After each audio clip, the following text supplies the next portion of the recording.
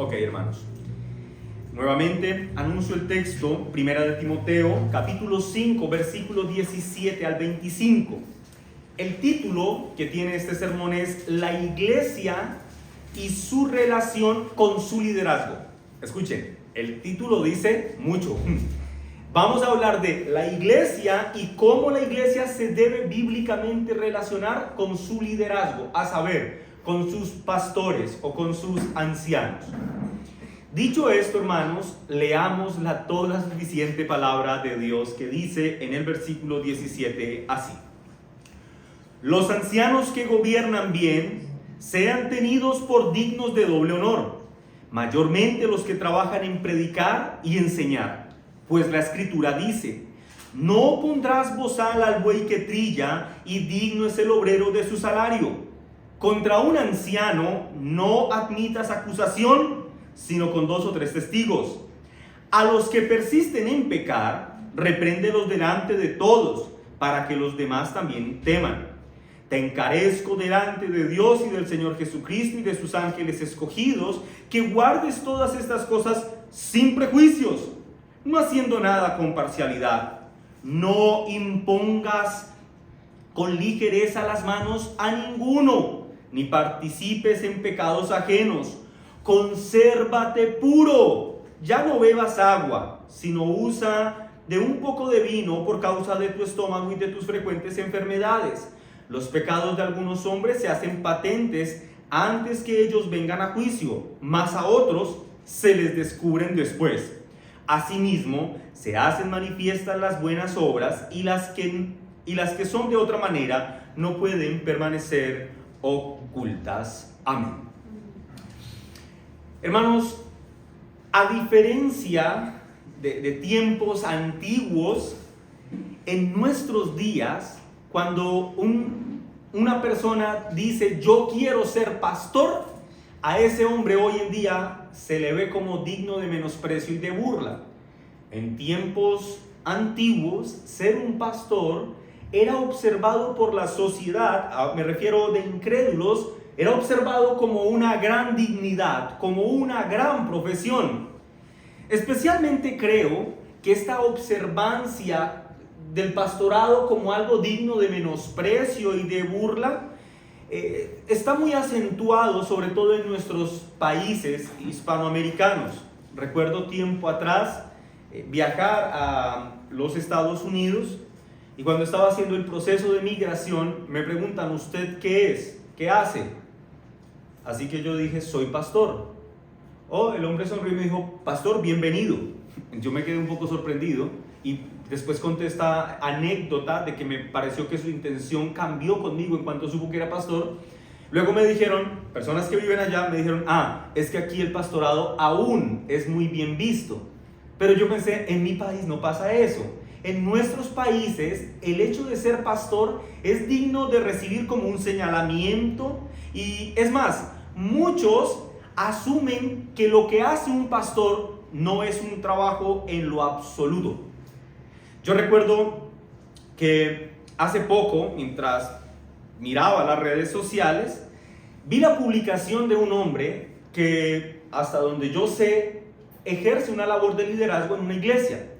En su publicación, este hombre, con algo de, vamos a decir, de enojo, expresaba la idea de que le parecía el colmo de que los pastores, escuchen esto, no trabajaran, sino que estuvieran solamente sirviendo en la iglesia. Y él decía en su publicación: me parece el colmo que se vuelvan una carga económica para la iglesia, pudiendo ejercer cualquier trabajo y al mismo tiempo servir en la iglesia. ¿Por qué no hacen, preguntaba él, como hizo el apóstol Pablo, que no fue gravoso para la iglesia en términos económicos? Este tipo de publicaciones, mis hermanos, no son más que el fruto penoso que hoy en día se tiene que recoger por cuenta de la mala siembra que hombres como Guillermo Maldonado, Cash Luna, Dante Gebel y todos estos individuos han hecho al promover el diabólico evangelio de la prosperidad, al promover el declara y recibe. El daño, mis hermanos, que estos hombres le han hecho a la iglesia es un daño terrible. Sin embargo, vale la pena aclarar que por causa del daño de estos hombres que he citado con nombre propio, no tengo problema con ello, y un montón más, que son senadores ahora incluso, y un montón más, el daño que estos hombres han hecho a la iglesia o a la honra del oficio del pastor, hermanos, no significa que el oficio ya no tenga ninguna honra ni ningún mérito. Es decir, la dignidad que debe ostentar el ministro por ser ministro no ha perdido validez por cuenta de las malas acciones de estos hombres. El ministerio sigue siendo una labor gloriosa y honrosa delante de los ojos del Señor, y debe ser así también delante de los ojos de su iglesia. Y esto es especialmente importante, mis hermanos, porque dentro del plan de redención, el oficio que cumplen los pastores no es algo menor. Es decir, la labor del pastor es importante para los planes de Dios. Los pastores cuidan con ternura la grey de Cristo, los exhortan a través de la predicación pública y con la exhortación privada también, apacentan el rebaño con amor y con paciencia, sacrifican su vida misma por Cristo y por su causa.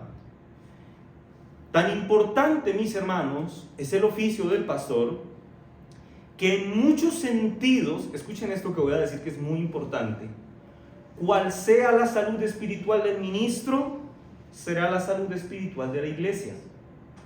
Una iglesia con un ministro dedicado, diligente, estudioso, naturalmente se verá inclinada a eso. Lo contrario también es cierto. En Oseas, capítulo 4, versículo 9, el profeta dice: y será el pueblo como el sacerdote. Así que todos debemos estar de acuerdo que el pastorado es una labor muy importante, aunque hoy en día muchos la consideren como una labor digna de menosprecio y de burla.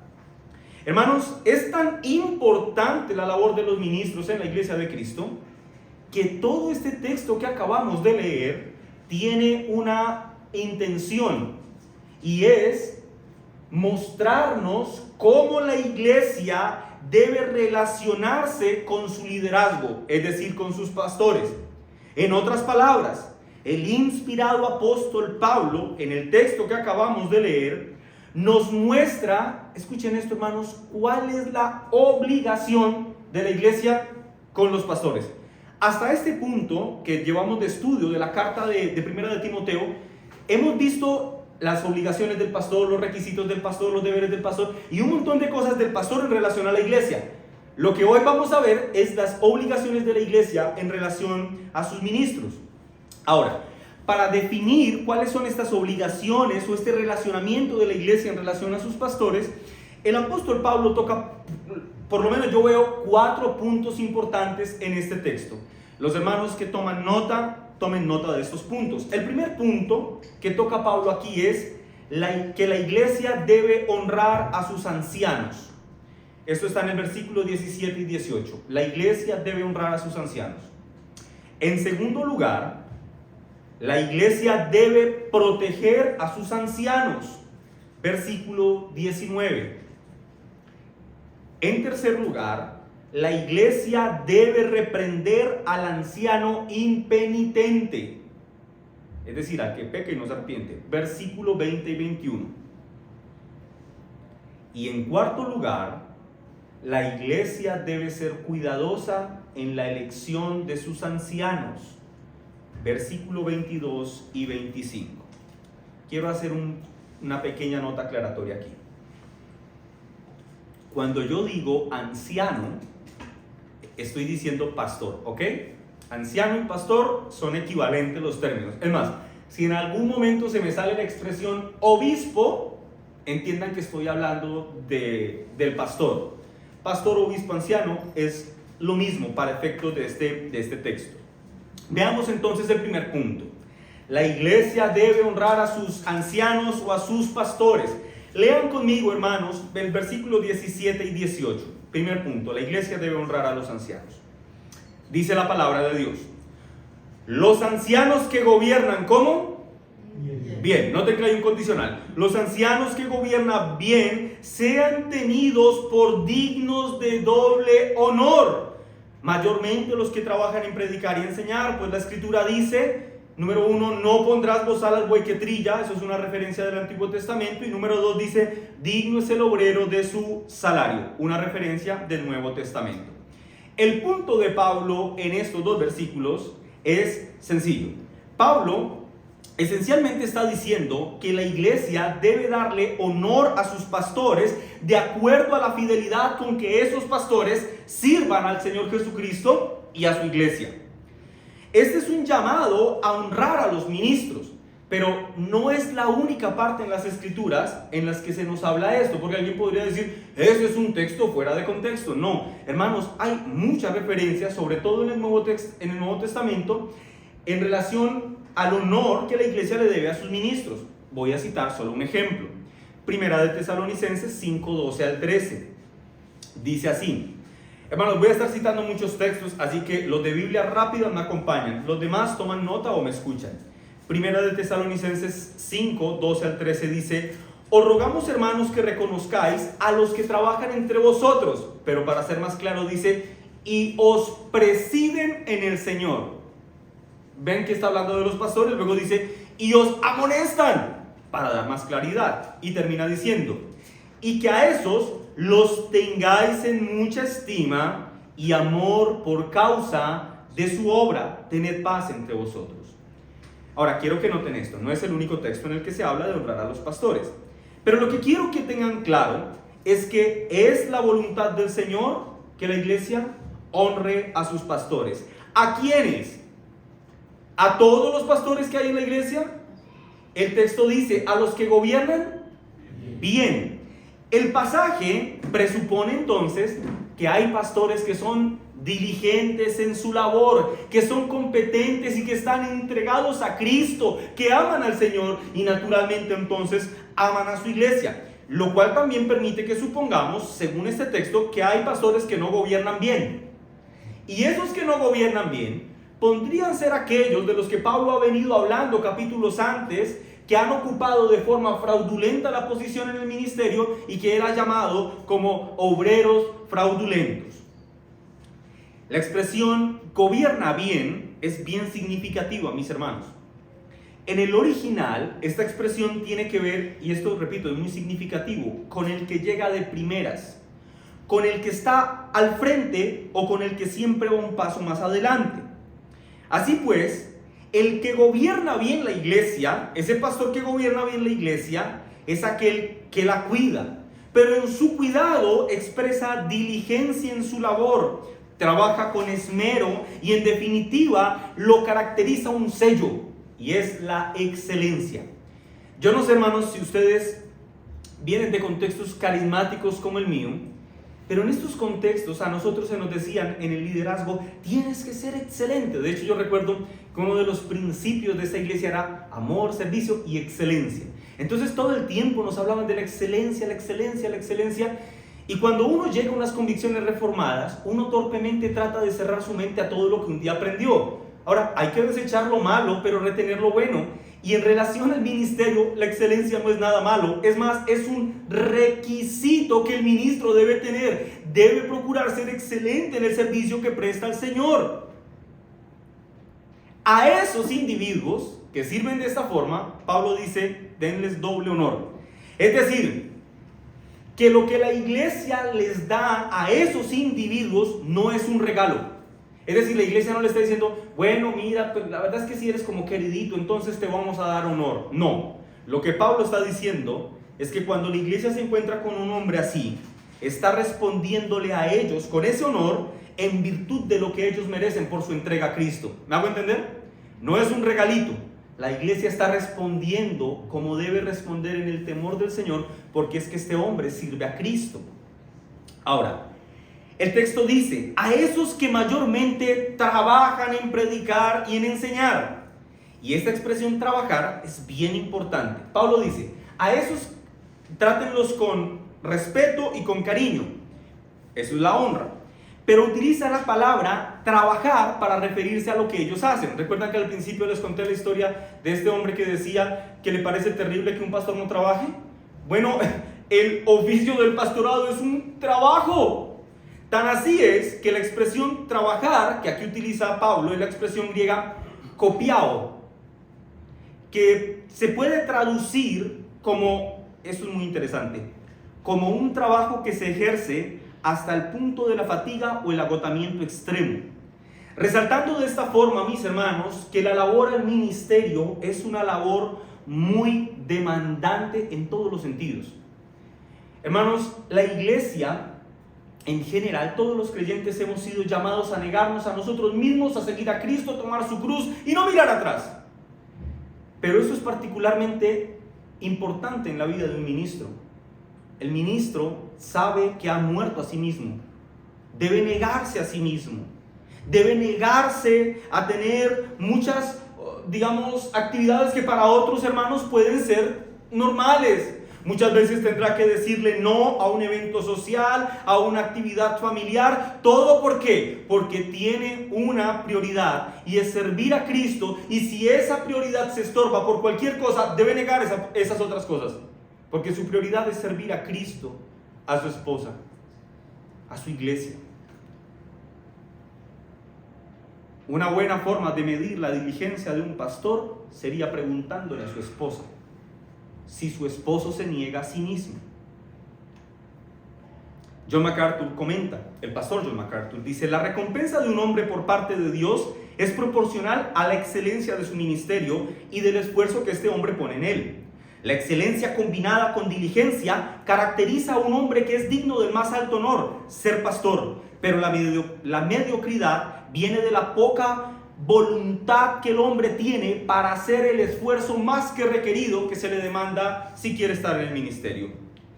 Y Oswald Sanders dice lo siguiente: la disposición a renunciar a las preferencias personales, a sacrificar los deseos legítimos. Es legítimo uno querer salir a, no sé, si hay una feria de flores, salir a ver las flores. Bueno, dice Oswald, la disposición a renunciar a las preferencias personales, a sacrificar deseos legítimos y naturales por causa del reino de Cristo. Bueno, todo esto caracteriza a los que Dios ha señalado para posiciones de influencia en su obra. Yo esta semana pensaba mucho, de verdad que el ministerio requiere sí o sí un llamamiento celestial, si no es imposible. Y es en ese panorama, mis hermanos, de un trabajo diligente por parte de los ministros, que Pablo dice: bueno, a esos hombres que trabajen así, a esos ténganlos por dignos de doble honor. Ahora escuchen esto, porque alguien puede decir: sí, me suena tratar a los pastores dignos y diligentes con cariño y respeto, pero el honor del que se habla en este texto implica más que el cariño y el respeto. Implica el sostenimiento financiero de ese individuo. ¿Por qué dices eso, pastor? Versículo 18. Pues la escritura dice de ese ministro diligente, ¿qué dice? No pondrás bozal al buey que trilla, Antiguo Testamento. Y luego, por si a alguien le quedara duda, cita el Nuevo Testamento y dice: y digno es el obrero de su salario. Noten entonces que la honra en este contexto no solamente hace referencia al cariño y al respeto, sino también al sostenimiento del ministro. Hermanos amados, escúchenme en esto es una afirmación eclesiológica muy importante. Todo verdadero pastor de la iglesia de Cristo tiene derecho legítimo por causa de la escritura de ser apoyado económicamente por la iglesia en la que él sirve. No solo se le debe respeto, sino que la iglesia también debería estar preocupada por el sostenimiento de sus ministros fieles. Y alguno podría decir con la mano así en la cintura: pastor, ¿y por qué Pablo no hizo eso? ¿Por qué no todos siguen, como el de la publicación, por qué no todos siguen el ejemplo de Pablo, que no fue gravoso a la iglesia y no demandó de ellos el recurso económico? Hermanos, si alguno entre nosotros piensa así, debe recordar por qué Pablo no lo hizo. Recuerden que Pablo estaba haciendo una labor evangelística en medio de unas ciudades paganas. Y Pablo dice: yo sé que si llegara a recibir algún sostenimiento de ellos, esto sería un tropezadero para el avance del reino. Y como yo amo al reino y sé que estos hombres son torpes en sus convicciones, entonces yo no voy a demandar lo que por derecho requiero. Pastor, ¿y de dónde saca eso? Vayan por favor conmigo aquí, sí, todos, a 1 Corintios capítulo 9, versículo 1 al 14. Es una porción larga, pero leamos lo que dice. 1 Corintios capítulo 9, versículo 1 al 14. 1 Corintios está antes de 2 Corintios. Ahí los dejo ubicados a todos. 1 Corintios capítulo 9, versículo 1 al 14. ¿Estamos todos allí, hermanos? Amén. Dice la palabra del Señor. Noten esto. Pablo inicia diciendo, no soy apóstol. Pablo está defendiendo su apostolado delante de estos hombres a quienes él había traído a un entendimiento de la verdad a través de la predicación, y ellos están preguntándose, ¿pero será que este sí es apóstol? Entonces Pablo hace una defensa de su apostolado e inicia diciendo, no soy apóstol, no soy libre, no he visto a Jesús el Señor nuestro, no sois vosotros mi obra en el Señor. Si para otros no soy apóstol, para vosotros ciertamente lo soy, porque el sello de mi apostolado sois vosotros en el Señor. Es decir, la prueba de que yo soy apóstol es que ustedes creen. Y luego dice, contra los que me acusan, esta es mi defensa. 2 puntos. ¿Acaso no tenemos derecho de comer y de beber? ¿No tenemos derecho de traer con nosotros una hermana por mujer como los otros apóstoles y los hermanos del Señor y Cefas? ¿O solo yo y Bernabé no tenemos derecho de no trabajar? Es decir, de no hacer una función diferente a la del pastorado. Versículo 7. ¿Quién fue soldado a sus propias expensas? ¿Quién planta viña y no come de su fruto? ¿O quién apacienta el rebaño y no toma leche del rebaño? Y se pregunta, ¿digo esto solo como hombre? ¿No dice también esto la ley? Porque en la ley de Moisés está escrito, no pondrás bozal al buey que trilla. ¿Tiene Dios cuidado de los bueyes o lo dice enteramente por nosotros? Pues por nosotros se escribe, porque con esperanza debe arar el que ara, y el que trilla con esperanza de recibir del fruto. Si nosotros sembramos entre vosotros lo espiritual, noten, ¿es gran cosa si segaremos de vosotros lo material? Si nosotros, mayúscula, dice si otros participan de ¿qué? De este derecho. Noten, recibir lo material era un derecho. Sobre vosotros, ¿cuánto más nosotros? Y esto es maravilloso lo que dice. Pero no hemos usado este derecho, sino que lo soportamos todo por no poner ningún obstáculo al evangelio de Cristo. ¿No sabéis que los que trabajan en las cosas sagradas comen del templo y los que sirven en el altar del altar participan? Versículo 14. Así también ordenó el Señor a los que anuncian el evangelio que vivan ¿de qué? Del evangelio. Más claro imposible, ¿cierto? El punto del apóstol Pablo aquí, mis hermanos, es que aquellos cuyo ministerio demanda su vida a servicio deben estar liberados de cualquier necesidad material que implique que ellos hagan un esfuerzo diferente al cual fueron llamados, que es a servir a Cristo y a su iglesia. El pastor, mis hermanos, ¿en qué trabaja? Pues en ocupar su tiempo, en ser diligente, en estudiar la bendita palabra de Dios, en cuidar de los hermanos, en responder a las necesidades que los hermanos le presentan. El pastor ha sido llamado a no untarse los piecitos con la palabra de Dios, sino a sumergirse en las profundidades de la palabra de Dios. Y quiero decir esto, eso es un gran trabajo. Mis hermanos, preparar un sermón toma muchas horas de tiempo.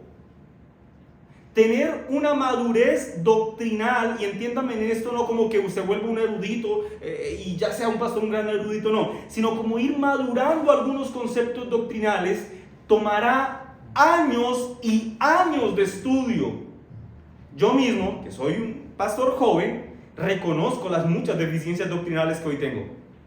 Y estoy en mi proceso de seguir estudiando. En algunas cosas ya hay alguito de luz y en otras hay que seguir estudiando. Hermanos, el ministerio es un gran trabajo y por esa razón, porque es un gran trabajo e implica mucho tiempo, Pablo dice, respáldenlos financieramente para que no se enfoquen en hacer algo diferente que profundizar en la palabra del Señor. ¿Y por qué eso es importante? Porque es a través de la predicación fiel de la palabra de Dios que hombres y mujeres vendrán a ser parte del reino de Cristo. ¿Cómo oirán si no hay quien les predique? Y si el que predica no está preparado, pues de nada sirve lo que vaya a decir. Spurgeon en alguna oportunidad dijo: si tu sermón no tiene a Cristo, ve y arrepiéntete, prepara otro sermón porque ese no sirve. Así que, hermanos, la idea de la bivocacionalidad, ¿todos están relacionados con el concepto? Niños, bivocacional significa que hace dos labores, que trabaja en una cosa y trabaja en la otra. Escuchen lo que voy a decir, porque aparte todos entendemos el contexto de nuestra iglesia local. La idea de la bivocacional, mis hermanos, debe verse por la iglesia como un evento contingente, como un plan de contingencia por el que rogamos se deba pasar por alto en algún momento y ya enfocarnos en una labor enteramente vocacional, univocacional, que el pastor solo sirva en la iglesia. Algunos tratan de ver la bivocacionalidad como un acto de piedad. Me parece lo más piadoso, que no sea gravoso económicamente para la iglesia. Hermano, eso no es piadoso, eso es, si la iglesia puede sostenerlo y el ministro no admite el sostenimiento, sino que desea ejercer otra labor diferente, probablemente yo creo que eso sea más bien desobediencia en vez de piedad, porque su tiempo, si la iglesia puede sostenerlo, debe ser enteramente para la predicación de la palabra del Señor y el cuidado de la iglesia. Y para dejar esto muy claro, como para que no quepa dudas, Pablo cita el Antiguo Testamento cuando dice: no pondrás bozal al buey que trilla, que es una referencia de Deuteronomio capítulo 25, en donde se estipulaba que los bueyes que trillaban tenían derecho a comer del grano que estaba trillando. Se pedía que no se le amordazara la boca al buey para que el buey no pudiera comer. La idea de Pablo es obvia, que Dios ha establecido que los animales que trabajan para procesar el alimento que será de otros animales o de personas, ese animal tiene derecho a alimentarse con ese alimento. Lo que hace entonces que sea completamente evidente en el hecho de que Dios está de acuerdo, o con que es su voluntad, que los pastores fieles reciban soporte financiero para suplir sus necesidades por parte de la iglesia. Ahora, paréntesis. No estamos hablando de enriquecer al pastor. Es decir, el texto no está diciendo que la honra al pastor se note cuando el pastor llegue en una camioneta 4x4 blindada con 6 camionetas siguiéndolo lleno de escoltas. No, eso no es lo que está hablando. Está hablando que así como la iglesia tiene necesidades de arriendo, de servicios, de etcétera, de cosas de aseo, de mercado, bueno, así como la iglesia tiene esas necesidades, el pastor también, y esas necesidades deben ser suplidas.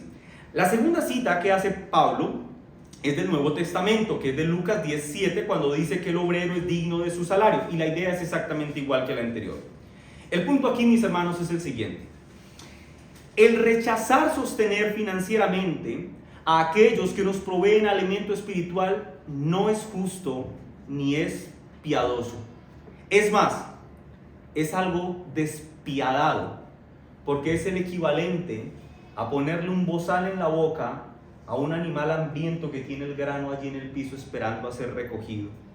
Es tan despiadado como contratar a alguien para que haga una labor y después de que la haya hecho, no pagarle por lo que hizo. Esto nos lleva a nuestro segundo punto. Entonces, en primer lugar, la iglesia debe honrar a sus ministros. Claro allí el punto. Segundo, la iglesia debe proteger a sus ancianos. Versículo 19. Contra el anciano o contra un anciano no admitas acusación, sino con 2 o 3 testigos. Este punto es particularmente importante si consideramos el hecho, hermanos, de que siempre habrá personas ansiosas por acusar falsamente a hombres de Dios. ¿Por qué un ministro fiel podría ser acusado por alguien de algo falsamente? Bueno, las razones pueden ser muchas.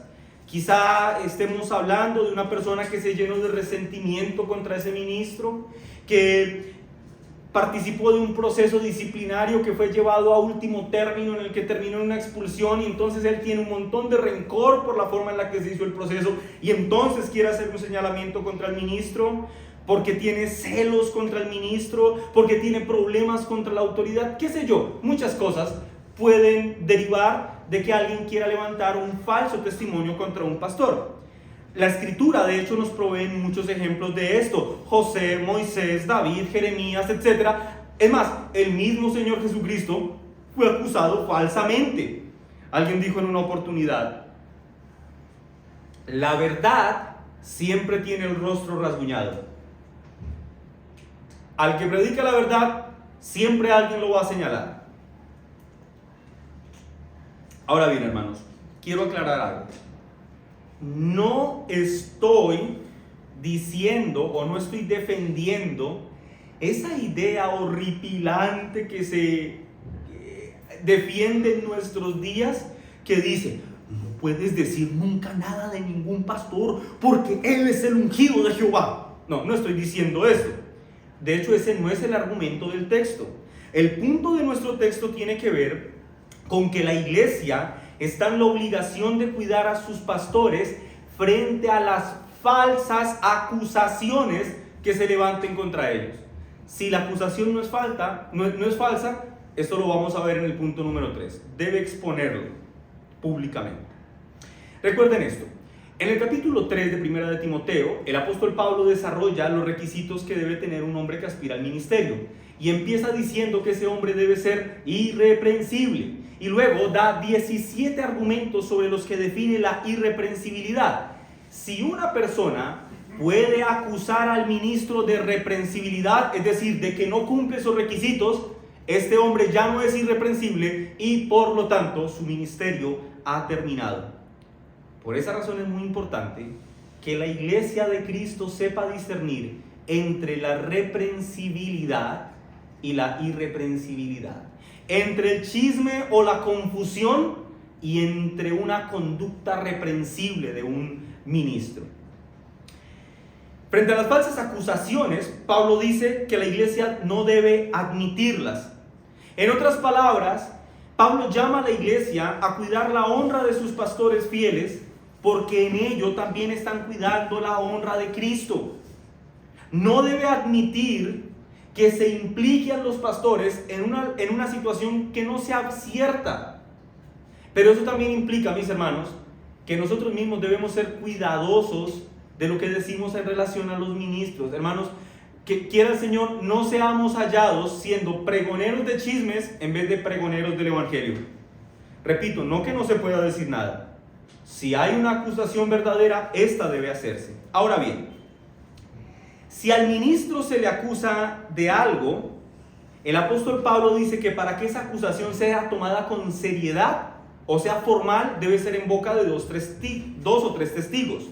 Sin embargo, a pesar de que haya 2 o 3 testigos, no significa que la acusación sea cierta. Solamente que ahora, como hay un cúmulo de acusaciones, la iglesia debe decir: bueno, pero si ya hay tantas personas diciendo esto, es conveniente que este pastor venga a rendir cuentas. ¿Sí me hago entender? No que sea cierto aún, sino que se debe iniciar un proceso de investigación en virtud de la formalidad que dan los 2 o 3 testigos. El punto del apóstol Pablo acá entonces es sencillo: que la iglesia, hermanos, no puede dejar a sus ministros a la merced de acusadores frívolos y malvados. Tiene que cuidar a sus ministros. Pero pastor, ¿y si el ministro si es más impío que el diablo, entonces qué pasa? ¿No se puede decir nada? Versículo 20, este es nuestro tercer punto. La iglesia debe reprender al anciano impenitente. Versículo 20. A los que persisten en pecar, a ellos repréndelo delante de todos, para que los demás también teman. Te encarezco delante de Dios y del Señor Jesucristo y de sus ángeles escogidos, que guardes estas cosas sin prejuicios, no haciendo nada con parcialidad. En el punto anterior dijo, protéjanlos de las falsas acusaciones, pero aquí dice que dicha protección no hace a los pastores inmunes a las acusaciones verdaderas. Si hay una acusación verdadera, la iglesia no puede quedarse cruzada de manos. Si un anciano persiste en pecar, ese anciano debe enfrentar las consecuencias de su pecado. Si se halla que la acusación es verdadera, dice el texto, hay que reprenderlo públicamente, es decir, hay que exponerlo. En otras palabras, la iglesia, por una parte, tiene el derecho de cuidar de sus ancianos, pero también tiene el deber de cuidar y de vigilar la conducta de los mismos. Hermanos, cuando un pastor peca, voy a decirlo así, todos nosotros pecamos. En eso estamos de acuerdo, ¿cierto? Pero cuando un pastor peca, su pecado tiene un plus de dificultad. En virtud de su función, su pecado es más serio. Santiago, en el capítulo 3, versículo 1, dice, hermanos míos, no os hagáis maestros muchos de vosotros, sabiendo que recibiremos mayor condenación.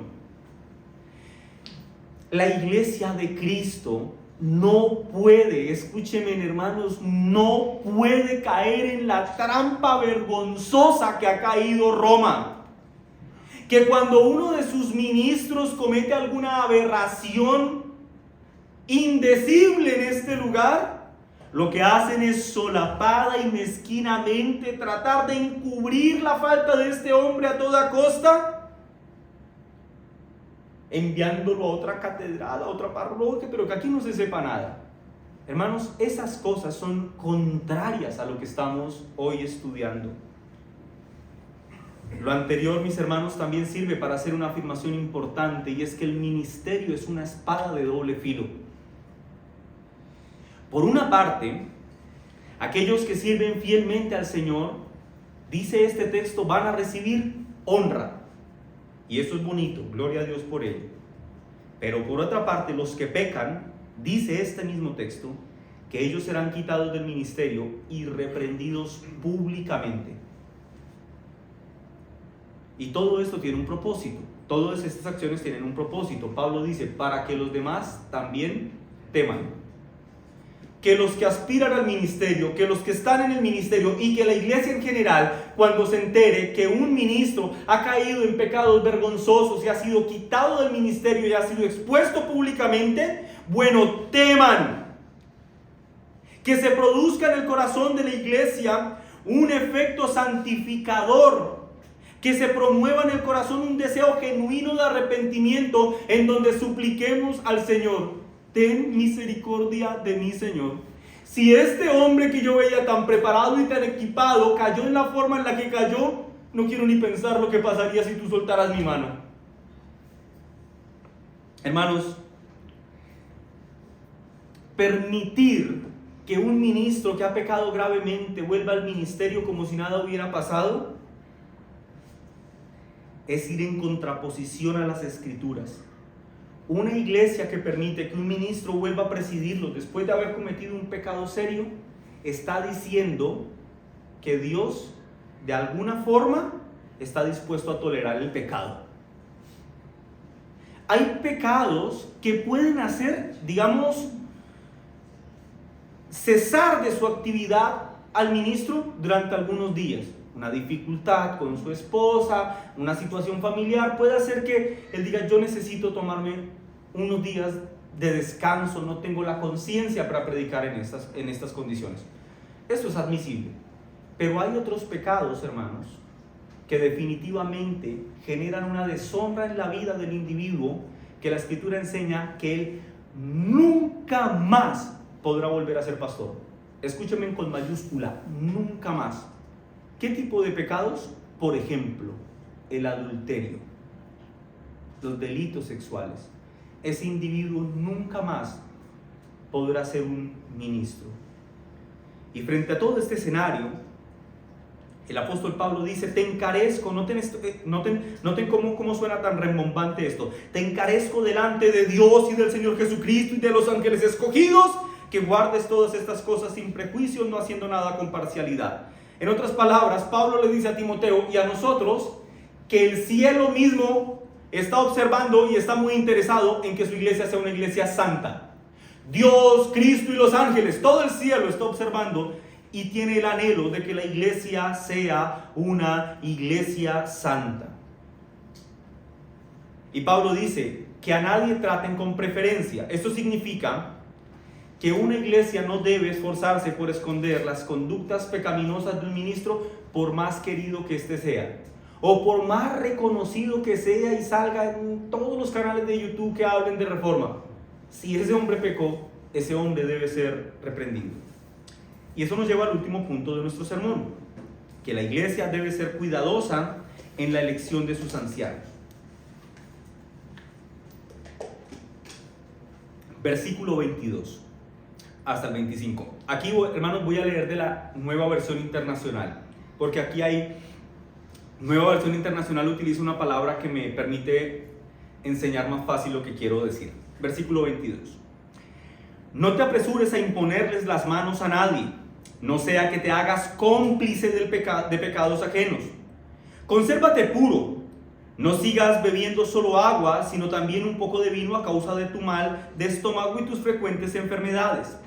Los pecados de algunos son evidentes aún antes de ser investigados. ¿Cómo dice Reina Valera?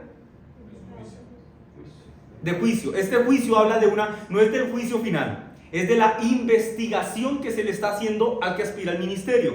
Dice, mientras que los pecados de otros se descubren después.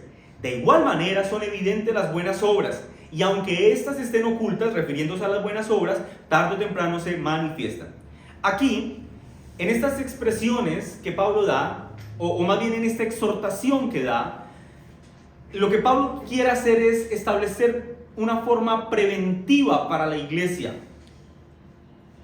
Es decir, que la mejor forma de evitar que en la iglesia hayan ancianos o ministros incompetentes es cuando la iglesia tiene cuidado de no imponerle las manos con ligereza a ninguno, es decir, de no ordenar a la ligera a nadie.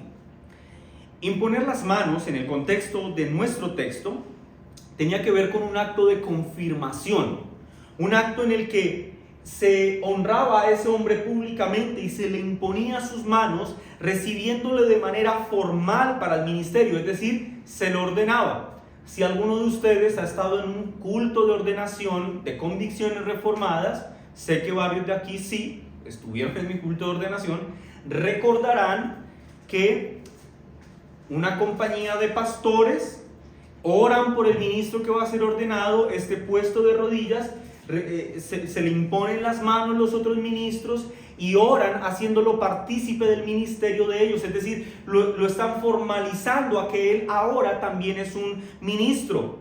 Y lo que Pablo dice aquí entonces es, no sean ligeros al ordenar a alguien al ministerio. Primero, investíguenlo. Investiguen bien a ese hombre antes de nombrarlo en el ministerio. Investiguen que sea un verdadero creyente. Prueben que tenga capacidades intelectuales para el ministerio, porque se requieren. Prueben que tenga capacidades de comunicación.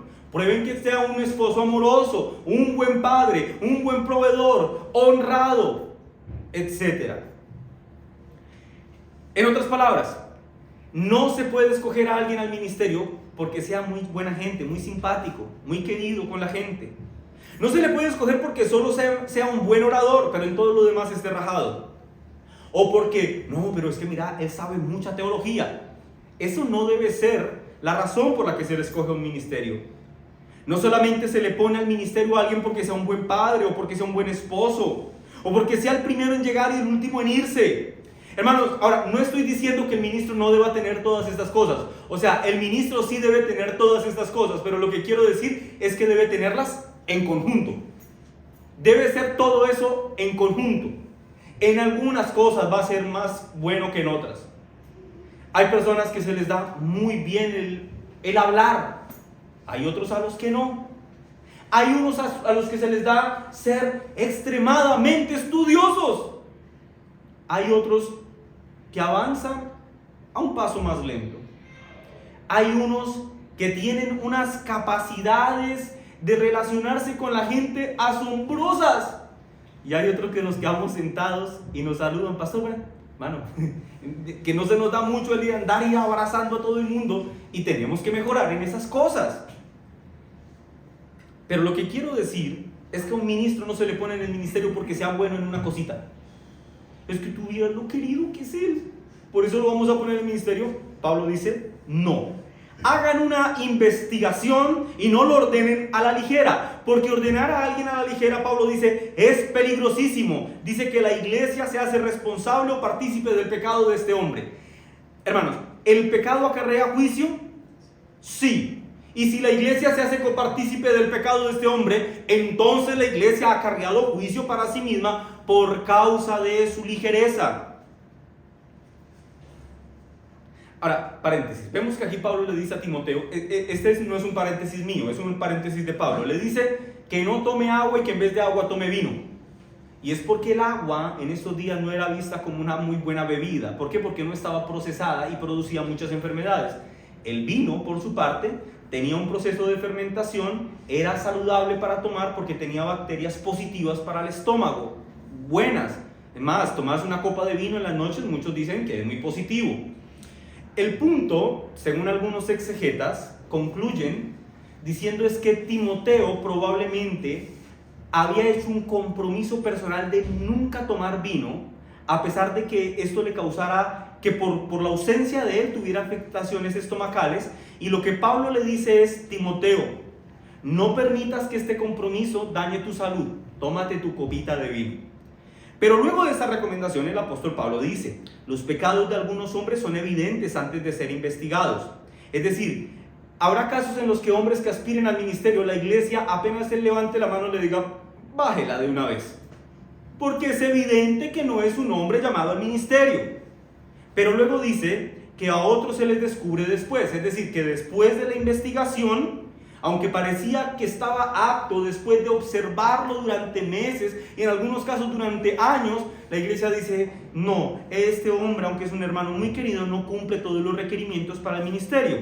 Y finalmente Pablo termina diciendo, de igual manera son evidentes las buenas obras y aunque éstas estén ocultas, tarde o temprano se manifiestan. Es decir, que pueda que durante el periodo de observación, de evaluación o investigación o de juicio, como usted quiera llamarlo, este hombre al principio parezca no dar todas las evidencias de ser un buen ministro, pero en la medida en la que el tiempo pasa, esas condiciones se empezarán a evidenciar y no se quedarán ocultos, sino que, como dice el texto, se manifestarán. Es decir, será evidente que este hombre sí era un buen prospecto al ministerio.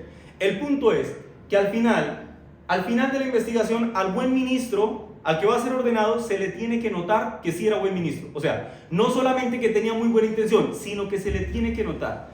Pueda que al principio no se note todo lo que él puede ser, pero en algún punto Pablo dice, esto no puede quedar oculto.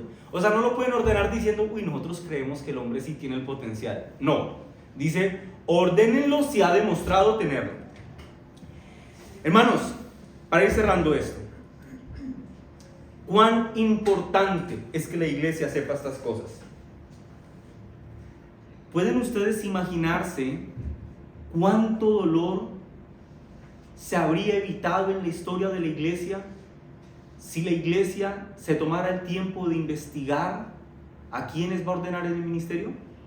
¿Pueden ustedes imaginarse esto?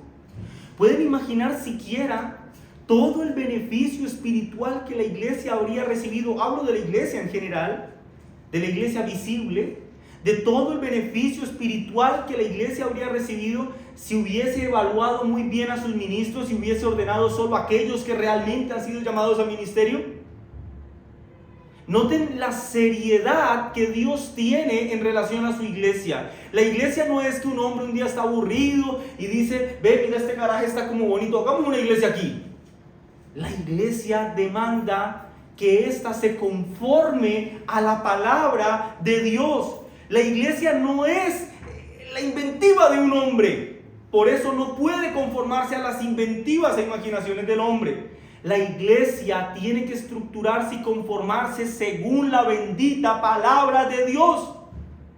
Y eso implica que el pueblo de Dios se tome con seriedad la bendita palabra. Iglesia amada, IBR Monte Calvario, roguemos al Señor para que nos permita abrazar con firmeza su bendita palabra y que nos conformemos a ser una iglesia conforme Dios lo ha establecido en las Sagradas Escrituras. Iglesia, nunca olvides el eco de la Reforma que dijo: Ecclesia reformata semper reformata. Iglesia reformada siempre reformándose. Esos somos las iglesias reformadas. ¿Quiere decir eso que estamos siempre buscando ideas nuevas y novedosas? No. Quiere decir que cada vez nos estamos tratando de conformar más y más a la Sagrada Escritura. Que es un rebaño diligente en ir a la palabra de Dios y querer conformarse a eso que ve en la palabra de Dios. Y yo quiero finalizar este sermón, hermanos, haciendo una amonestación contundente.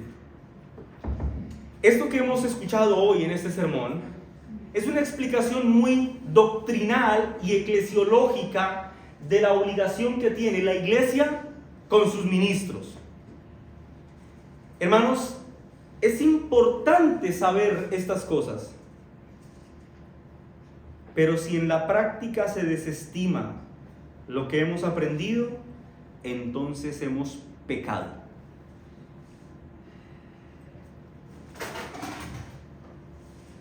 Yo veo, hermanos, a muchas personas, y gracias a Dios no es nuestro caso, pero veo a muchas personas muy deseosas y muy afanadas de que se les predique bíblicamente la verdad del Evangelio. Y eso está bien, pero eso implica que ese anhelo que tenemos en relación a tener ministros bíblicos y a tener iglesias bíblicas, eso implica que nosotros también seamos creyentes bíblicos, que nos conformemos como individuos a la bendita palabra de Dios, que nos conformemos a la verdad del glorioso Evangelio. ¿Quieres una iglesia reformada donde se predique bíblicamente? El primer paso es que tú debes reformar tu corazón delante del Señor. Debes morir a ti mismo. Debes morir a los deseos de tu carne. Debes tomar la cruz y seguir a Cristo. Debes poner tu mano en el arado y nunca más mirar atrás. Porque el que mira atrás, dice las Escrituras, no es digno de este llamamiento. La iglesia, mis hermanos, no es el pastor ni del pastor. La iglesia somos nosotros como cuerpo. Y el pastor es un miembro al que el Señor le ha concedido la preciosa dignidad de presidir a su pueblo en la enseñanza. Él está obligado a vivir santamente delante del Señor, así como cada uno de nosotros, de ustedes en este caso, también están obligados a vivir delante del Señor de una forma santa. Iglesia, nosotros hemos venido caminando en un proceso de crecimiento en nuestras convicciones. Yo recuerdo en nuestra iglesia tiempo atrás, un tipo de sermón como este era impensable en la iglesia. Tocaba hacer unas cosas un poco más digeribles. La iglesia hoy se ha fortalecido en sus convicciones. Y quiera el Señor, hermanos, que después de esto, todos los de aquí presentes y quienes escuchan este sermón a través del canal de YouTube, podamos llevarnos la responsabilidad en nuestro corazón de ser fieles, creyentes con nuestros pastores, de honrarlos en lo material y en el respeto, de proteger a nuestros ministros contra las acusaciones falsas que se levanten contra ellos. Recuerden, la verdad tiene el rostro aruñado, pero también que seamos fieles en reprender a los que pecan contra el Señor. Y por último, que seamos muy cuidadosos en la elección de nuevos ministros dentro de la iglesia. ¿Cuánto dolor se evitaría la iglesia si tuviéramos cuidado en esto? Que el Señor, hermanos, nos guíe y nos ayude a conformarnos como individuos y como cuerpo de Cristo que somos iglesia, a su bendita palabra. Amén. Vamos a orar, hermanos. Padre, gracias te damos